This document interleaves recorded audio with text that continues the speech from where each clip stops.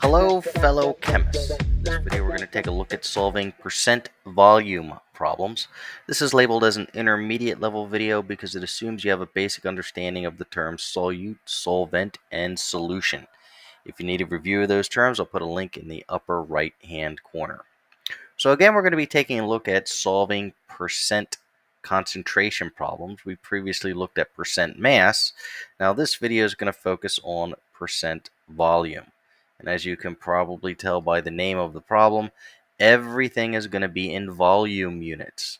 So it doesn't matter which volume units. They could be in gallons, milliliters, liters, as long as all of your volumes are in the same type of unit. Now, the other big potential problem students have is they'll take the volume of the solute and they'll divide it by the volume of the solvent rather than the entire solution. So as we're doing sample problems, we'll make sure that we don't make that mistake. So the definition of percent volume is basically the same as the definition of percent mass, except you're using volume terms instead of mass terms. You take the volume of your solute divided by the volume of the entire solution, which is solute plus solvent, and you multiply it by 100, and it gives you a percent term. So let's take a look at our first problem. It says, what is the percent by volume concentration of glucose in a solution made by dissolving 7.4 milliliters of glucose in 32 milliliters of water? All right, the 7.4 milliliters of glucose, that's what's being dissolved. So that is our solute. And the water, 32 milliliters of water, that's what's doing the dissolving. So that is our solvent. So it's important to make sure you distinguish what's your solute and what's your solvent right off the bat. So we will take our volume of the solute, which is 7.4 milliliters.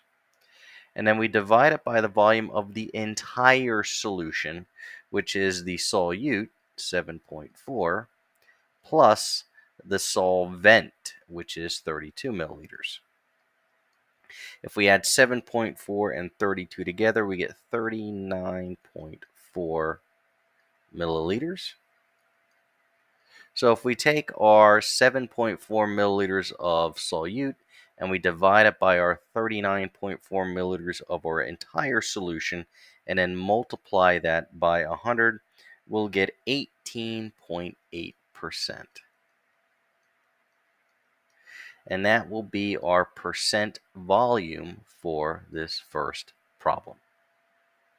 All right, now the second problem is similar, but I throw a little bit of a monkey wrench in there so that you have to do an extra step. So for the second problem, it says, what is the percent by volume concentration of methanol? And I could have picked anything, but I just picked methanol. In a solution made by dissolving 11.6 milliliters of methanol in 0.83 liters of water. So again, what's being dissolved? The methanol. So that 11.6 milliliters of methanol is our solute. And then what's doing the dissolving? The 0.83 liters of water. So that's our solvent. Now the other thing that we have to take note of is they're not both in the same unit. One's in milliliters, the other one's in liters. We could either convert the 11.6 into liters or convert the 0.83 into milliliters. It doesn't matter. You'll get the right answer either way, but you have to get them both into the same units. So I'm going to convert the 0.83 liters into milliliters. So if you have 0.83 liters, put liters on the bottom. Again, we're just doing a factor label method problem here. Put milliliters on the top. There's 1,000 milliliters for every 1 liter. This way, liters and liters cancels out. Should be a 1 there. And if you take 1,000 times 0.83, you get 830 milliliters. So we'll have 830 milliliters of water as our solvent. So now we can solve the problem because all the units are in the same volume terms. So we'll take our solute, our 11.6 milliliters of our solute, and then divide it by the volume of the entire solution. So that's going to be 11.6 plus 830.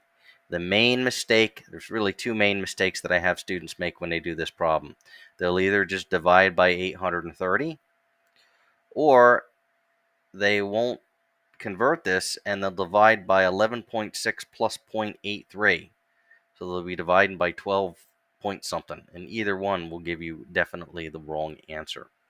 So if we take our 11.6 milliliters of solute divided by our entire solution, which comes out to 841.6, and then multiply that by 100, we get 1.38% for our percent volume for this problem. So in this second example, you can see how you have to be careful. You can use any volume unit you want, but they both have to be in the same units. So we could have either done this all in liters or all in milliliters, but you got to convert to the same unit before you solve the problem. All right, in the next video, we're going to take a look at solving for mass, volume, percent, and then we'll have a video on all three types of percent concentrations that you could solve for. I hope you learned something in this video, and I'll see you for the next lesson.